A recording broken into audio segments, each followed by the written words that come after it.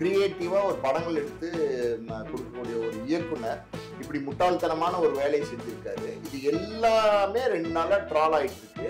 அவர் எதை பத்தியுமே கவலைப்படாம அநேகமா வேற பெங்களூர் பக்கமோ எங்கேயாவது போய் வேற ஏதாவது அரண்மனை விலைக்கு பேசிருப்பான்னு நினைக்கிறீங்க. அடி அடின்னு அடிச்சாங்கடா, அதுல ஒருத்தன் சொன்னான்டா இவன் எவ்வளவு அடிச்சாலும் தாங்குவா போலையே அப்படின்னு சொன்னான்டா.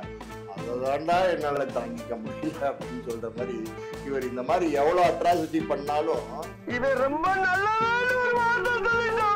அது அவருடைய வளர்ச்சி நம்ம எடுத்துக்கலாம். ஏன் அதை வந்து நம்ம இவ்வளவு இழிவா அது வளர்ச்சின்னு எடுத்துக்க முடியாது, மூளை வளர்ச்சி இல்லைன்னு தான் எடுத்துக்க முடியும். அப்படியே ஆசைப்படுறாங்கன்னு வச்சுங்க, அந்த கவர்மெண்ட் கெஸ்ட் ஹவுஸ்ல ஒரு நாள் ஃபுல்லா வாடகைக்கு எடுங்க, ஜாலியா ஒரு ரூம்ல இருக்கு. இந்த ஊர் என்ன வேலைன்னு கேளு, அப்புறம் எடுக்கலாம்னே. சரி, இந்த தெருவாவது என்ன வேலைன்னு வாங்கிக்கலாம்னே. ஐயோ இப்போ நான் எதையாவது வாங்கி ஆகணும் மேடம். எல்லாருக்கும் வணக்கம். நாம இன்னைக்கு யாரை சந்திக்க இருக்கோம் அப்படின்னு பாத்தீங்கன்னா, வழக்கம் போல ஆஸ்கார் மூவிஸ் தயாரிப்பாளர் பாலாஜி பிரபு அவர்களை தான் சந்திக்க இருக்கிறோம். சார் வணக்கம். சார் வணக்கம். நிறைய விஷயங்கள் இருக்கு இப்ப நம்ம பேசுறதுக்கு. சொல்லுங்க. தொடர்ச்சியா நம்ம நிறைய விஷயங்கள் பேசிக்கிட்டே இருக்கிறோம். ஸோ அந்த வகையில இப்போ எனக்கு டக்குன்னு எடுத்தோடனே ஒரே ஒரு விஷயம் தான் ஞாபகத்துக்கு வருது. ஒரு படத்துல கவுண்டமணி அவர்கள் சொல்லுவாரு, ஐயோ இப்ப நான் எதையாவது ஒண்ணு வாங்கியே ஆகணுமே, அந்த பஸ் என்ன விலை, இந்த கார் என்ன விலை அப்படின்னு கேட்பாரு. அது மாதிரிதான் ஒரு சம்பவம் இப்ப போய்கிட்டு இருக்கு. திரு விக்னேஷ் சிவன் அவர்கள் வந்து அரசு சொத்தை வந்து போய் பங்கு கேட்டுட்டு இருக்காரு, அதை விலைக்கு வாங்குறதுக்கான முயற்சிகளை எடுத்துட்டு இருக்காரு சொல்லி பயங்கர வைரலா போயிட்டு இருக்கு. சமீபத்துல வெளியான லக்கி பாஸ்கர்ல இருந்து ஒரு சீன் கூட வரும். அவர் டக்குன்னு பெரிய கோடீஸ்வரர் ஆன உடனே இருக்கக்கூடிய எல்லாத்தையும் விலைக்கு வாங்குறதுக்கு முயற்சி பண்ணுவாரு. அப்போ அவங்க மனைவி தான் போய் தடுத்து இது பண்ணுவாங்க. ஸோ அது மாதிரி நயன்தாரா போய் தடுக்கிற மாதிரியும் விக்னேஷ் சிவன் அது என்ன இது என்ன எல்லாத்தையும் வாங்க போற மாதிரியும் பயங்கர இதெல்லாம் போயிட்டு இருக்கு. சார், விக்னேஷ் சிவனுடைய இந்த முயற்சியை நீங்க எப்படி பாக்குறீங்க சார்? இதை நான் காமெடியாக தான் பார்க்குறேன். அதாவது வடிவேலு வச்சு முதல்ல மீம்ஸ் போடுவாங்க, அப்புறம் புஷி ஆனந்த் வச்சு மீம்ஸ் போட ஆரம்பித்தாங்க, இப்போ வந்து விக்னேஷ் சிவன் வச்சு மீம்ஸ் போட ஆரம்பிச்சிட்டாங்க. அதாவது அரசு சொத்தை போய் விலைக்கு கேட்டிருக்காரு. ஆமாம், இதோட முட்டாள்தனமான வேலை என்ன இருக்க முடியும்? அவர் வந்து டைரக்டருங்கிறாரு, நயன்தாரோட கணவருங்கிறாரு, இத்தனை ஐடென்டிஃபிகேஷன் இருக்குது, ரவுண்ட் டேபிள்லாம் போய் உட்காந்து பேசுகிறாரு 10 டைரக்டர்ஸோட சேர்ந்து. இந்த காமன் நாலேஜ் கூட இல்லையா? ஒருவேளை நயன்தாரா அவர்களே கூட கேட்டிருக்கலாம், கண்டிப்பா இந்த மாதிரி எனக்கு அது ஆசை இருக்கு, அந்த பங்களால நம்ம இருக்கணும் அப்படிங்கிற ஒரு ஆசை இருந்திருக்கலாம். ஆமா, ட்ரை பண்ணி பார்த்துருக்கலாம். அது அவருடைய வளர்ச்சி நம்ம எடுத்துக்கலாமே. ஏன் அதை வந்து நம்ம இவ்வளவு இழிவா? அது வளர்ச்சின்னு எடுத்துக்க முடியாது, மூளை வளர்ச்சி இல்லைன்னு தான் எடுத்துக்க முடியும்.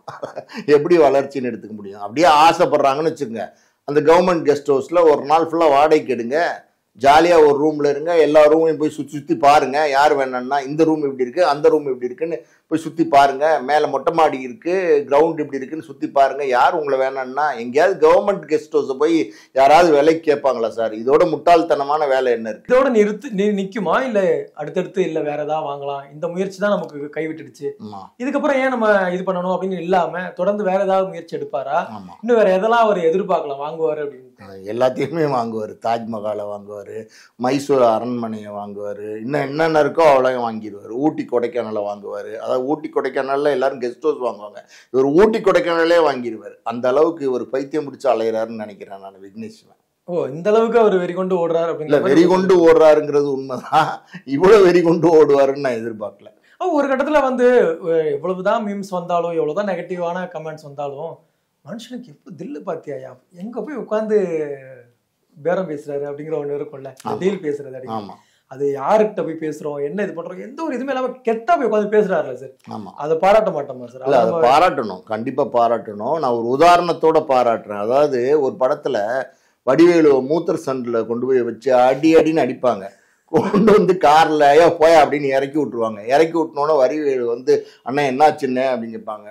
டே நீ அடின்னு அடிச்சாங்கடா, அதுல ஒருத்தன் சொன்னான்டா இவன் எவ்வளவு அடிச்சாலும் தாங்குவா போலையே அப்படின்னு சொன்னான்டா, அதான்டா என்னால தாங்கிக்க முடியல அப்படின்னு சொல்ற மாதிரி இவர் இந்த மாதிரி எவ்வளவு அட்ராசிட்டி பண்ணாலும் அவர் பண்ணிக்கிட்டே தான் இருப்பாரு. அவர் தாங்கக்கூடிய பலமும் தைரியமும் அவருக்கு வந்துடுச்சு. யாருக்கு இன்னைக்கு பாருங்க, 2 நாளா வந்து ஒரு கிரியேட்டிவா ஒரு படங்கள் எடுத்து கொடுக்கக்கூடிய ஒரு இயக்குனர் இப்படி முட்டாள்தனமான ஒரு வேலையை செஞ்சிருக்காரு. இது எல்லாமே 2 நாளா ட்ரால் ஆயிட்டு இருக்கு. அவர் எதை பத்தியுமே கவலைப்படாம அநேகமா வேற பெங்களூர் பக்கமோ எங்கேயாவது போய் வேற ஏதாவது அரண்மனை விலைக்கு பேசிட்டு இருப்பாருன்னு நினைக்கிறேன். ஏன் நம்ம பேசிட்டு இருக்கும்போது வேற எல்ஐசி கேட்டுட்டு இருப்பாருன்னு நினைக்கிறேன். ஏன்னா எல்ஐசின்னு ஒரு படம் எடுக்கிறாரு, அதனால அது வாங்கிட்டா நல்லா இருக்கும்னு. இப்ப எல்ஐக்கவா மாறிடுச்சு. ஏன்டா மாத்துனீங்க, டே எல்ஐசி நான் வாங்கி காட்டுறேன்னு போய் கேட்டாலும் கேட்பாரு விலைக்கு. சொல்ல முடியாது. நிச்சயமா நீங்க சொன்ன மாதிரி தொடர்ச்சியா அந்த நெட்ஃபிளிக்ஸ்ல அவங்களுடைய அந்த ஆவணப்படம் அது வெளியாக ஆரம்பிச்சதுல இருந்தே நிறைய கான்ட்ரோவர்ஷியல் வந்துகிட்டே இருக்கு ஆமா அடுத்தடுத்து. சோ எங்க பார்த்தாலும் நயன்தாரா இந்த டாபிக் ஓடிக்கிட்டே இருக்குல்ல. ஆமா இது ஒரு வழியில வந்து அவங்களுக்கு ஒரு நெகட்டிவ் ப்ரொமோஷனா கூட இருக்குமோ, இல்ல அது அவங்க வந்து சிலர் வந்து யோசிப்பாங்கல்ல நம்மளை பத்தி டாக் போய்கிட்டே இருக்கு, அதை ரசிக்கிறாங்களா? ஒருவேளை அப்படி கூட இருக்கலாமா? ஆமா ரசிப்பாங்க. டிவியில காமெடி போட்டு ரசிக்கிற மாதிரி காமெடி படத்தை போய் ஜாலியாக தியேட்டரில் பாப்கார்ன் வாங்கி சாப்பிட்டுட்டு கூல்ட்ரிங்க்ஸ் குடிச்சிக்கிட்டே ரசிக்கிற மாதிரி இந்த மாதிரி ஏதாவது ஒன்று பண்ணி விட்டுட்டு கொளுத்தி போட்டுட்டு அவங்க உட்காந்து ஜாலியாக பற்றியா நம்மளை பற்றி இப்படி பேசுகிறாங்க. விக்னேஷன் சொல்லுவார், நான் இந்த நயன் எப்படி பேசுகிறாங்க பற்றியா நீ சோஷியல் மீடியாவில் நான் தான் ட்ரெண்டிங்னு அவர் சொல்லுவார். உடனே நீ மட்டும் என்ன ட்ரெண்டிங், நானும் ட்ரெண்டிங் பாரு, இப்போ நான் இதை பண்ணிட்டேன் அப்படின்னு அவங்க சொல்லி சிரிப்பாங்க. அதேமாதிரி இது அவங்களுக்கு பொழுதுபோக்காக இருக்கும்னு நினைக்கிறேன். ஒரு உச்ச நட்சத்திரம், அதாவது லேடி சூப்பர் ஸ்டார் அப்படின்னு லேடி சூப்பர் ஸ்டார். அந்த பட்டம் அவங்களுக்கு பொருத்தமான பட்டமா முதல்ல சார்? நிச்சயமா வந்து அவங்க வந்து அவ்வளவு ஹார்ட் ஒர்க் பண்ணி அவ்வளவு கஷ்டப்பட்டு என்ன ஹார்ட் ஒர்க் பண்ணாங்க, என்ன ஹார்ட் ஒர்க் பண்ணாங்க எனக்கு தெரியல. செங்கல் சுமந்தாங்களா? சரி பீச்ல சுண்டல் வித்தாங்களா? சார் ஒரு ப்ரொடியூசரா உங்களுக்கே தெரியும் ஒரு அவ்வளவு ஈஸியா. ஆமாமா ஹார்ட் ஒர்க் தான். ரஜினிக்கு சூப்பர் ஸ்டார் பட்டம் கொடுத்துருக்காங்கன்னா அதுல ஒரு நியாயம் இருக்கு. 48 வருஷமா அவர் தான் சூப்பர் ஸ்டாரா நிலையா நிக்கிறாரு. இந்த நயன்தாரா எப்போ வந்தாங்க, என்னைக்கு வந்தாங்க, எந்த பஸ் ஸ்டாண்ட்ல இருந்து இறங்குனாங்க தெரியுமா உங்களுக்கு? ஹார்ட் ஒர்க்குங்கிறீங்க, சரி விடுங்க. இப்போ நயன்தாரா வந்து ஒரு மார்க்கெட் இழந்த நடிகை மாறிட்டாங்க. இனி என்ன பண்ண முடியும்? வீட்டில் உட்காந்துட்டு ஏதாவது பொழுதுபோக்காக ஏதாவது பண்ணிட்டு இருக்கணும். அதனால ஜாலியாக இந்த மாதிரி எதாவது பண்ணிட்டு இருக்கிறாங்கன்னு நான் நினைக்கிறேன். மார்க்கெட் போயிடுச்சு அப்படின்னு நம்ம உட்காந்து இப்போ பேசிட்டு இருக்கோம். ஆனால் அவங்க வந்து அங்கே அடுத்தடுத்து ராக்காய் வரப்போகுதுன்னு திரும்ப ராக்காய் வரும், மூக்காய் வரும். மூக்குத்தி அம்மன் வந்துச்சு, இப்போ ராக்காயி மூக்காயி. இனிமேல் இந்த மாதிரி படங்கள் நடிக்க வேண்டியதுதான். ஆமாம் பத்திரகாளி அம்மன், அப்புறம் வந்து என்ன சொல்கிறது வடிவேலு அம்மன் இப்படி நடிக்க வேண்டியதுதான்.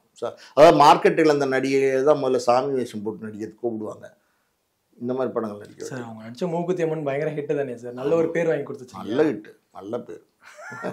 நானும் தான் பார்த்தேன். அப்படி என்னங்க ஹிட்டு, அப்படி என்ன காமெடி இருந்துச்சு, இல்லை என்ன பெருசாக கலக்கிட்டாங்க அந்த மூக்குத்தி அம்மனில்?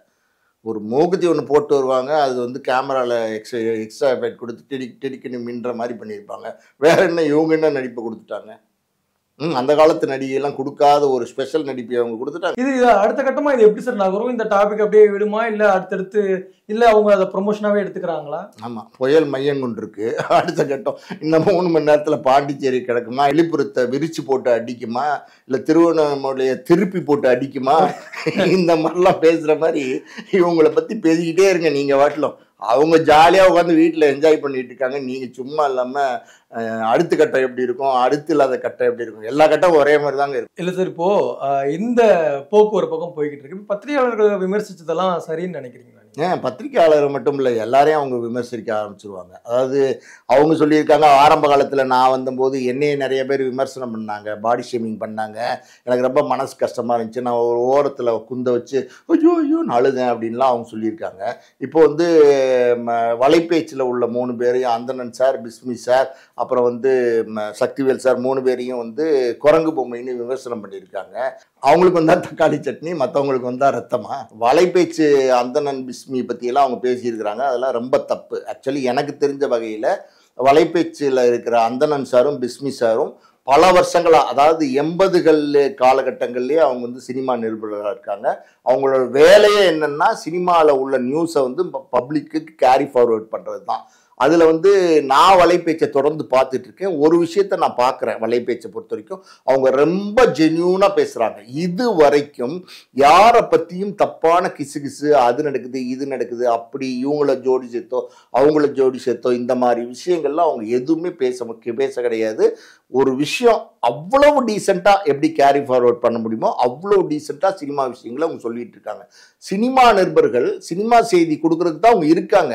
அப்புறம் அவங்க வேலையை அவங்க செய்யறதுல வந்து குரங்கு கருங்குன்னு சொன்னா என்னங்க நியாயம்? இப்ப நீங்க நடிக்கிறீங்க, உங்களை பார்த்து குரங்குன்னு சொன்னா ஒத்துக்குவீங்களா? புரியுது சார். இது வந்து அந்த அவங்க விமர்சனம் செய்யக்கூடியவங்களும் எந்த அளவுக்கு இது பாதிச்சிருக்கும்? கண்டிப்பா பாதிக்கும். ஏன் பாதிக்காது? இப்போ அடுத்த கட்டமா இது எந்த அளவுக்கு போகும்? ஏன்னா இப்ப இவங்க இதை வந்து எந்த கட்டத்துக்கு கொண்டு போவாங்க? இல்ல இதை சரி ஓகே அவங்க அவ்வளவுதான் அப்படிங்கிற மாதிரி நினைச்சிட்டு இதை விட்டுறதுக்கு வாய்ப்பு இருக்கா?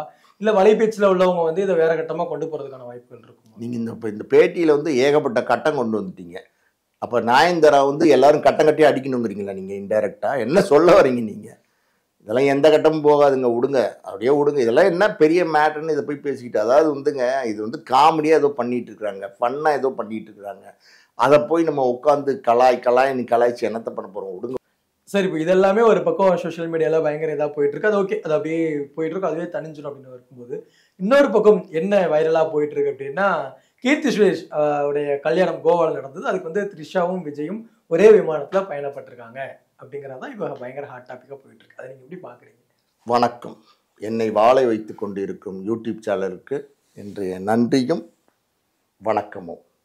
போற்றுவார் போற்றட்டும், தூற்றுவார் தூற்றட்டும், புழுதி அள்ளு வீசுவார் வீசட்டும், என் பணி உண்மைகளை உறக்கச் சொல்வதே. திரிஷா, நடிகை திரிஷா, தளபதி விஜய், தாவேகா தளபதி விஜய் இரண்டு பேரும் ஒரே விமானத்தில் பயணம் செய்து கோவா சென்று கீர்த்தி சுரேஷ் கல்யாணத்தை அட்டன் செய்திருக்கிறார்கள். அப்படின்னு நான் பேசுவேன்னு எதிர்பார்க்குறீங்களா? என்னால் அப்படி பேச முடியாது. விஜயும் த்ரிஷாவும் ஒன்றா கீர்த்தி சுரேஷ் கல்யாணத்துக்கு போனால் என்ன தப்பு? ஏதாவது ஒரு தீனி வேணும் சோஷியல் மீடியாவுக்கு. நேற்றுக்கு ஒன்று, நாளைக்கு ஒன்று, இன்னைக்கு ஒன்று. இப்போ நம்ம பேசிகிட்டே இருக்கோம்ல, வெளியில் போனால் வேறு கண்டென்ட் வந்துடும். டக்குன்னு கேமராவெல்லாம் எடுத்துகிட்டு வந்து மறுபடியும் இன்னொரு கண்டென்ட் எடுக்கிற மாதிரி ஆயிரும். இப்படி போயிட்டு இருக்கு சோஷியல் மீடியா. அதனால அது தப்பில்லை. இன்னும் எத்தனை பேர் சொல்லுங்க. நன்றி சார், நன்றி சார், நன்றி சார். முடிச்சுக்கலாம். நானும் சொல்ல நன்றி நன்றி நன்றி.